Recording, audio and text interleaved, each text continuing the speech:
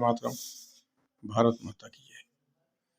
मित्रों, 14 में प्रचंड बहुमत के बाद मोदी जी सत्ता में आए। उसके बाद से ही विपक्ष हर महीने एक फर्जी मुद्दा लेकर खड़ा हो जाता है।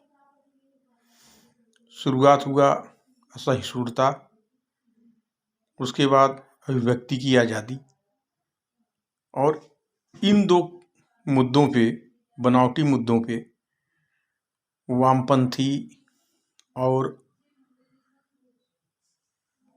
इन कांग्रेस और वामपंथी विचारधारा के लोग जो पुरस्कार, सरकारी पुरस्कार से नवाजे गए थे कांग्रेस सरकारों में, उन्होंने पुरस्कार लौटाना शुरू कर दिया। एक माहौल बनाने की कोशिश हुई कि सरकार बड़ी निरंकुश है और बहुत ही असहिष्णु है, अभिव्यक्ति की आज़ादी पर रोक लग चुका है। लेकिन जनता ने इन बातों को तवज्जो नहीं दिया। उसके बाद शुरू हुआ तानाशाही का मुद्दा बनाया गया कि मोदी तानाशाह हैं। उसके बाद फिर मुद्दा आया कि ईवीएम के सहारे बनी हुई सरकार है, ईवीएम से जी विजय मिलती है।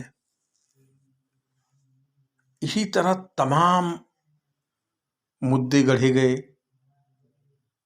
सेना के खून की दलाली की जाती है, चौकीदार चोर है।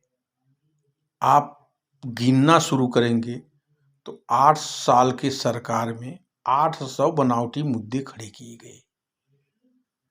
आते आते अब नए मुद्दे आ गए हैं। नफरत की दुकान, असहिष्णु शब्द से शुरू हुआ और नफरत की दुकान तक पहुंचा यह बनावटी शब्द। आप खुद महसूस कर सकते हैं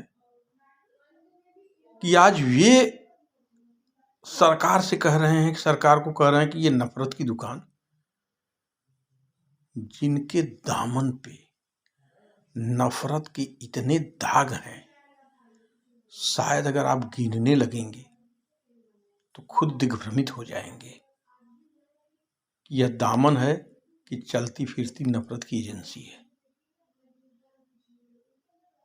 मोदी सरकार के हर कदम का विरोध करना ही विपक्ष का मूल मुद्दा है।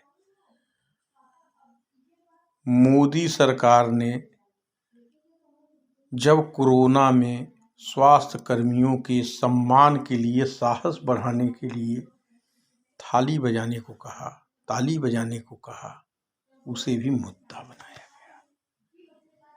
मोदी सरकार ने जब दिया जलाने को कहा, उसे भी मुद्दा बनाया गया।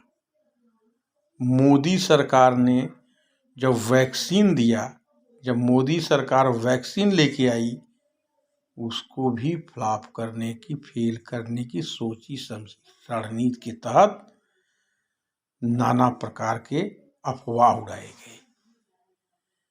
सोचिए, सूट बूट की सरकार, 2 मित्रों की सरकार,